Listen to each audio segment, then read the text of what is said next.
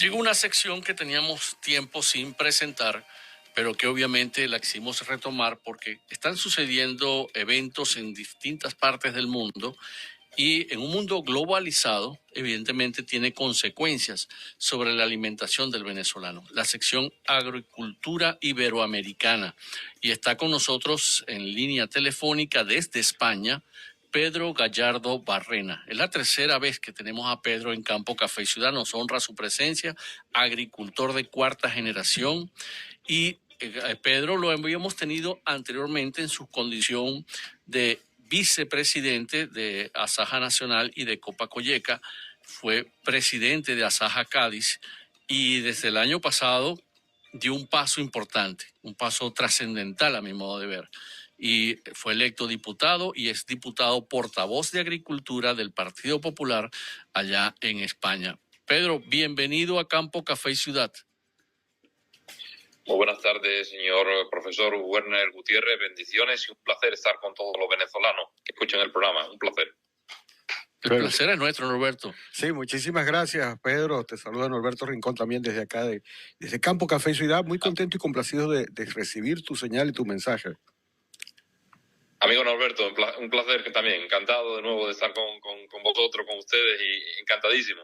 Bien. Pedro, ese ejemplo tuyo de haber pasado del gremialismo agropecuario a asumir una posición como diputado, obviamente puede inspirar a muchos agricultores, ganaderos de distintas partes del mundo que por X o alguna otra circunstancia no se hayan atrevido a dar ese paso, tan importante que significa que los agricultores hoy en día, a través de Pedro Gallardo Barrena, tengan una voz importante en el Congreso de Diputados de España. ¿Qué te motivó a dar ese paso? Bueno, realmente, la verdad, profesor, pues la decisión de entrar en política se basa un poco en la urgencia y en aplicar mi experiencia del asociacionismo de tantos años, más de 21 años de asociacionismo, 14 años en Bruselas peleando por los intereses de los agricultores y, por supuesto, 28 años al frente de una explotación agrícola, para de alguna forma poner políticas eficaces que realmente pues favorezcan al sector agrario y evidentemente llevarlo al ámbito nacional.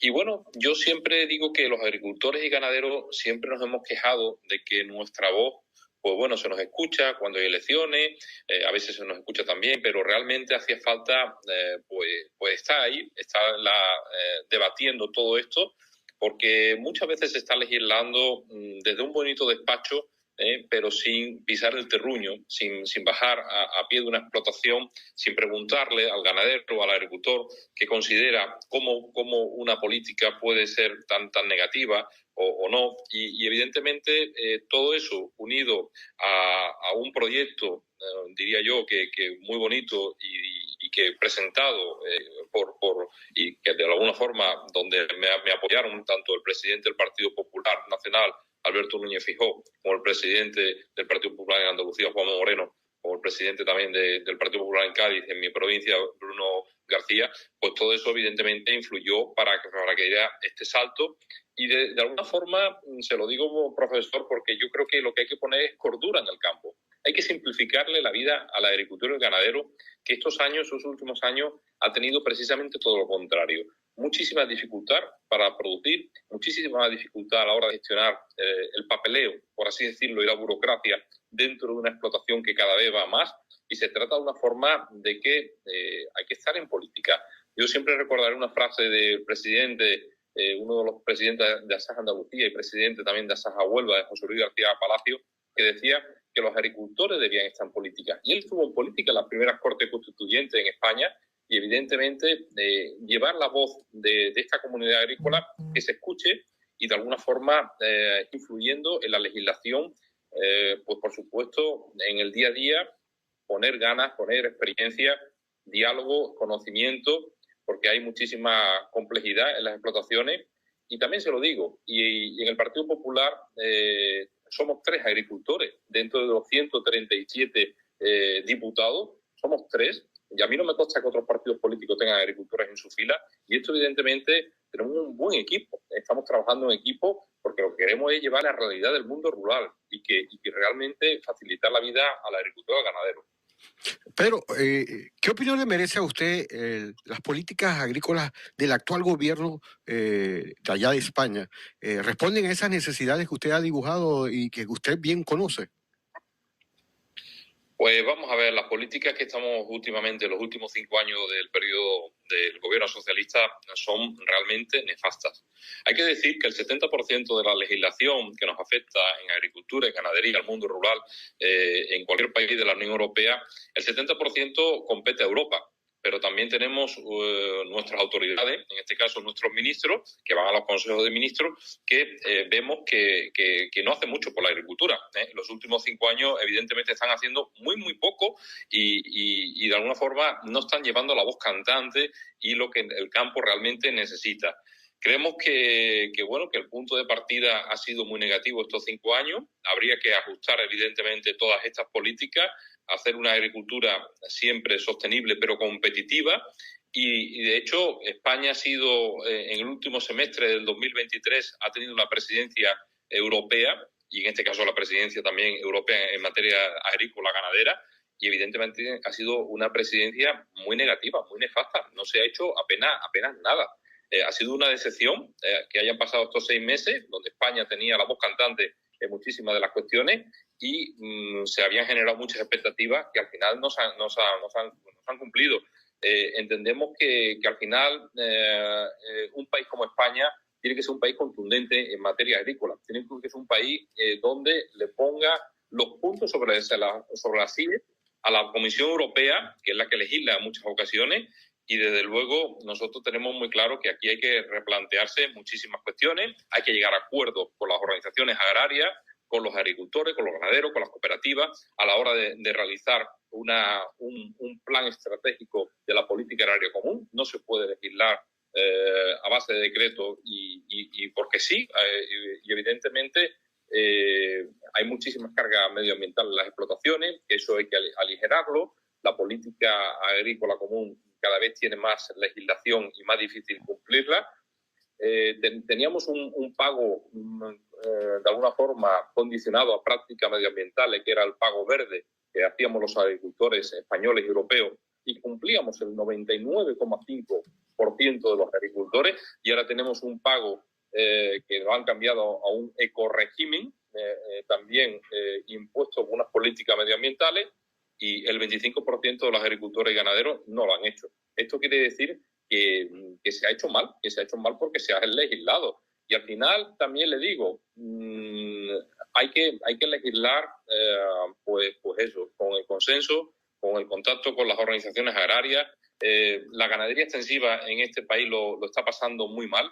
En estos últimos años, 5 años del gobierno socialista, desde julio del 2018, hemos perdido más de 3 millones de cabezas de ganado, concretamente casi 2,5 millones de cabezas de ovino, hemos perdido 500.000 cabezas de caprino, hemos perdido más de 175.000 cabezas de bovino, y esto evidentemente algo se está haciendo mal, porque al final, si lo que estamos es perjudicando con la política agraria comunitaria a los agricultores y los ganaderos, pues al final lo que hacen es que se desmotive la incorporación de futuros jóvenes, sobre todo la ganadería. El sector cerealista también lo está pasando muy mal, con unos precios bajísimos, con unos costes de producción que están mermando la rentabilidad de las explotaciones, y muchas están cerrando porque los números no salen.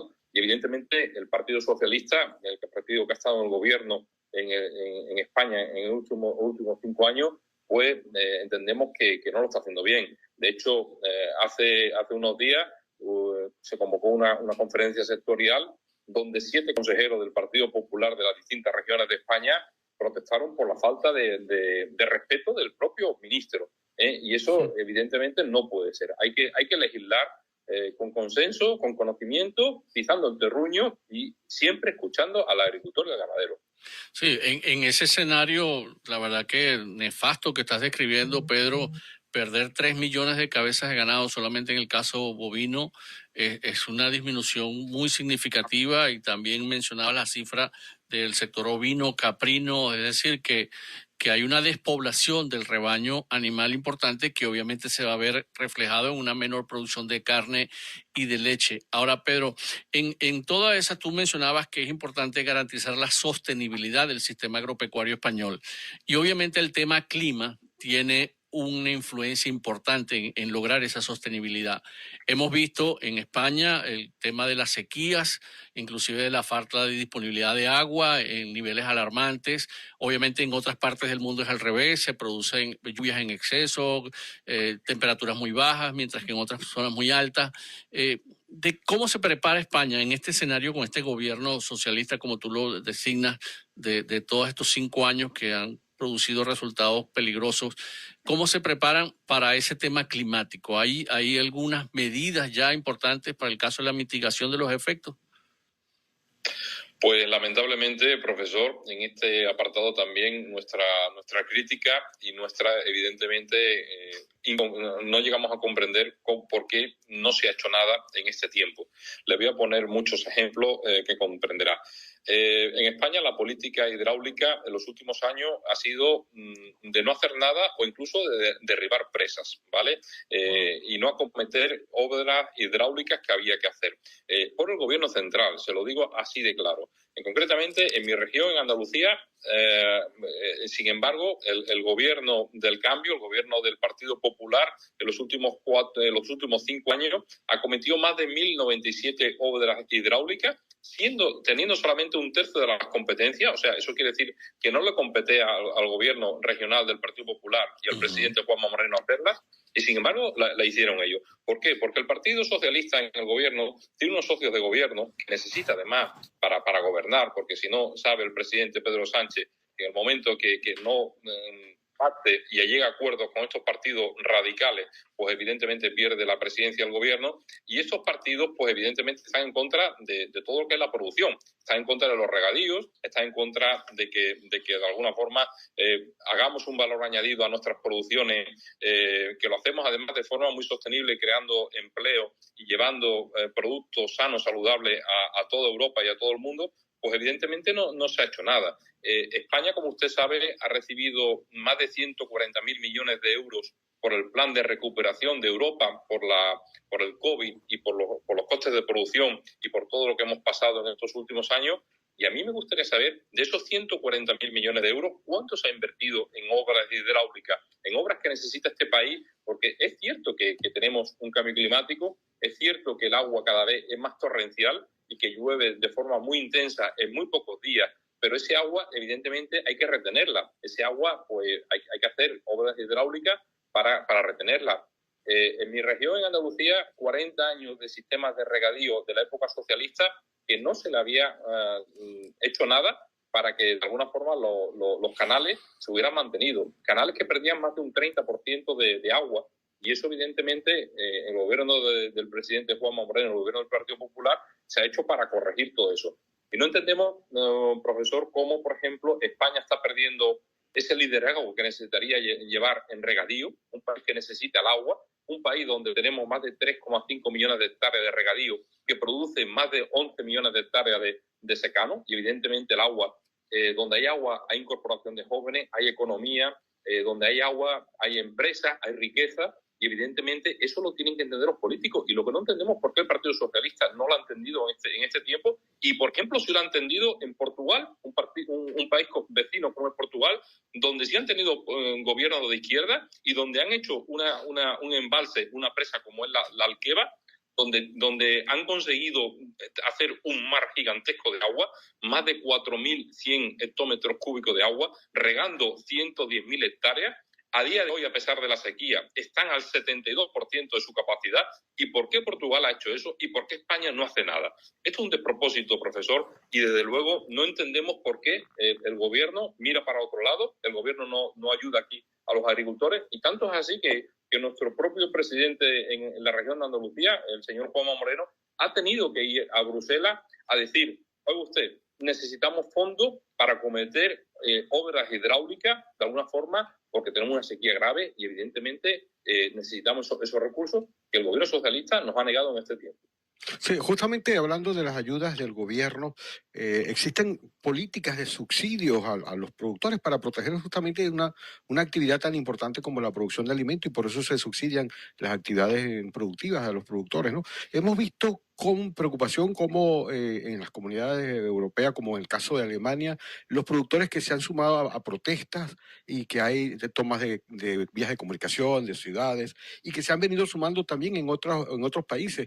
¿Cuál es la posición de los agricultores españoles?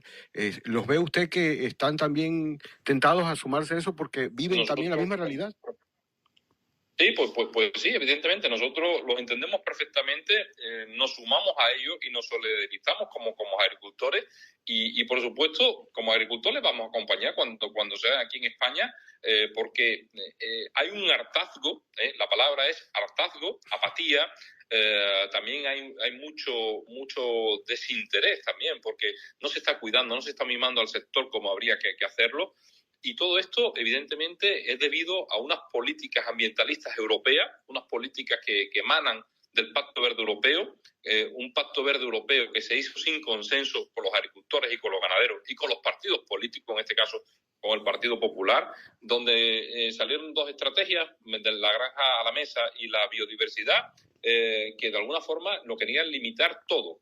Han querido limitar los fitosanitarios, quitándonos el 50% de los fitosanitarios en prácticamente 4 o 5 años como herramientas, que son herramientas que necesitamos para producir. Es como si mañana vamos a una farmacia y quitamos el 50% de los fármacos porque sí, porque además que no había un solo estudio de impacto que dijera, vamos a quitar eso. Y evidentemente también los quitamos, pero sí dejamos importar, sí dejamos entrar importaciones de terceros países con estos productos que están aquí prohibidos. Mire usted, esto no es ético, no es legal, esto no puede ser que juguemos un partido de fútbol en un equipo hay 11 jugadores y en el otro equipo hay 4 jugadores. Esto no puede ser.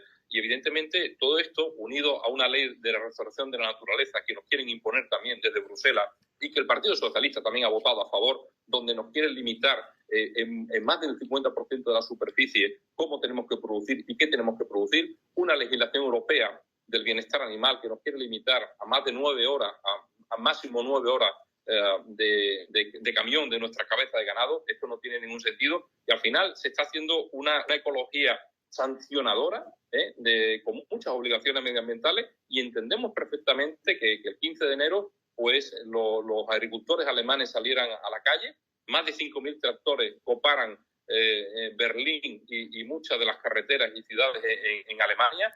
Volvió a pasar también el 14 de enero en Rumanía, en Bucarest, con transportistas y con agricultores, con sus tractores manifestándose, y evidentemente es una corriente que se está haciendo porque normalmente, y en este caso los partidos socialistas, han legislado por la Comisión Europea y de espaldas al campo.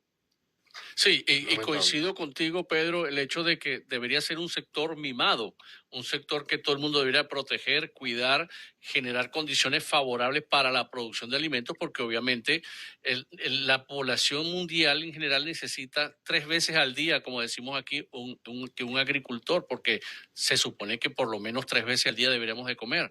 Y parece una agenda perversa. Esa agenda que se está impulsando en contra de todo el sistema agroalimentario mundial para favorecer algunos intereses, que obviamente sería muy largo ponernos a analizar aquí, pero de verdad que, Pedro, agradecerte la descripción tan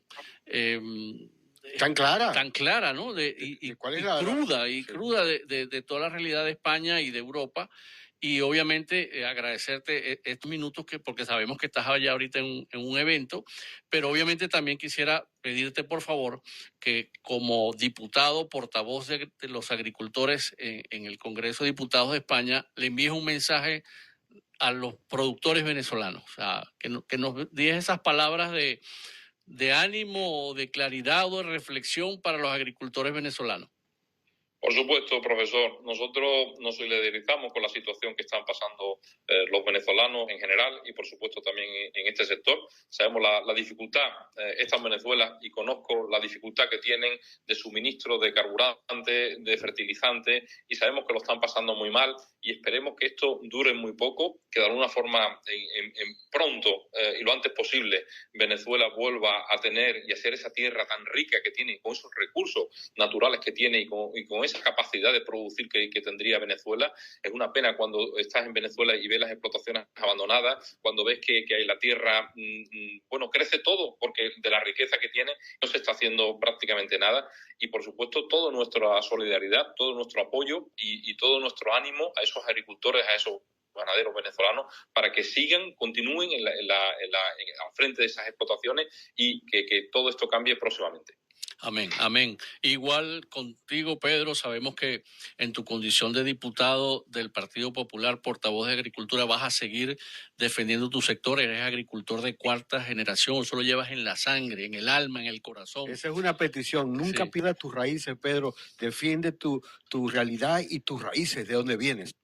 Por supuesto, tenemos que estar en Madrid porque estábamos en el Congreso de los Diputados, que es el Parlamento de España, durante las semanas en los plenos, pero evidentemente yo vuelvo a la explotación agrícola en mi casa, en el campo, a 6 kilómetros de la población más cercana, allí en medio de la nada, porque es donde tenemos que estar, a pie de terruño, para después todas esas enseñanzas y todas esas reuniones también con los colectivos, llevarlas al Parlamento y, por supuesto, a poner cordura y simplificación que necesita el sector. Bueno, Dios te bendiga en esa labor, Pedro Gallardo Barrena, desde España, agradecido por esta posibilidad de conversar con él. Gustavo Arteaga, ¿qué puede informar sobre la medida de eliminación